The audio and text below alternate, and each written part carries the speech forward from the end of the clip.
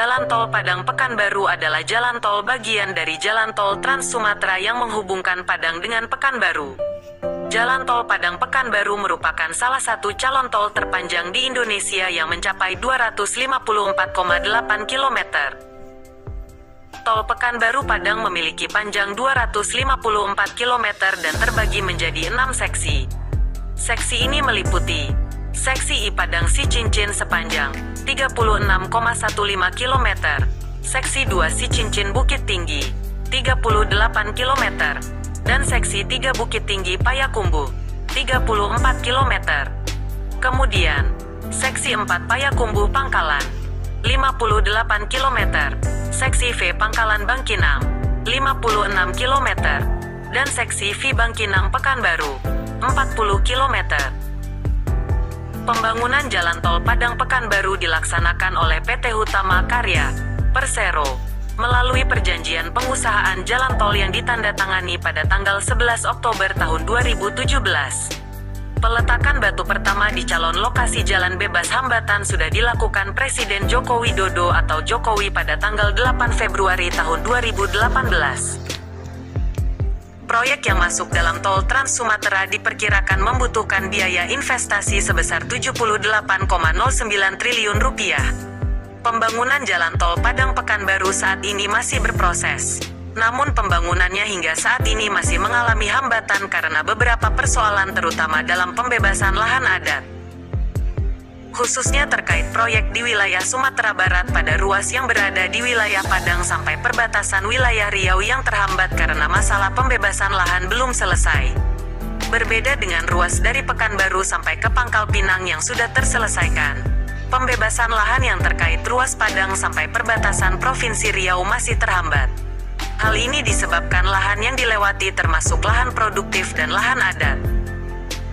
Pengakuan terhadap hukum adat di Indonesia telah diatur dalam Pasal 18B Ayat 2 UUD 1945 yang menyatakan bahwa negara mengakui dan menghormati kesatuan-kesatuan masyarakat hukum adat beserta hak-hak tradisionalnya sepanjang masih hidup dan sesuai dengan perkembangan masyarakat dan prinsip Negara Kesatuan Republik Indonesia yang diatur dalam undang-undang.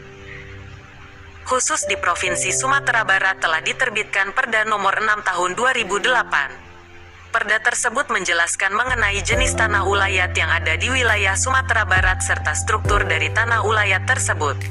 Jenis tanah ulayat terbagi menjadi 4 bagian yaitu tanah ulayat nagari, tanah ulayat suku, tanah ulayat kaum dan tanah ulayat rajo. Beberapa jenis tanah ulayat ini menimbulkan persoalan tersendiri dalam hal identifikasi penguasaan dan kepemilikan tanah. Tanah ulayat diwarisi secara turun-menurun, yang diwarisi dari nenek moyang ke generasi berikutnya dalam keadaan utuh, tidak terbagi-bagi. Tanah ulayat di Minangkabau disebut sebagai harta pusaka. Ajaran adat Minangkabau menetapkan bahwa tanah ulayat tidak boleh diperjualbelikan dan atau digadaikan kepada orang lain.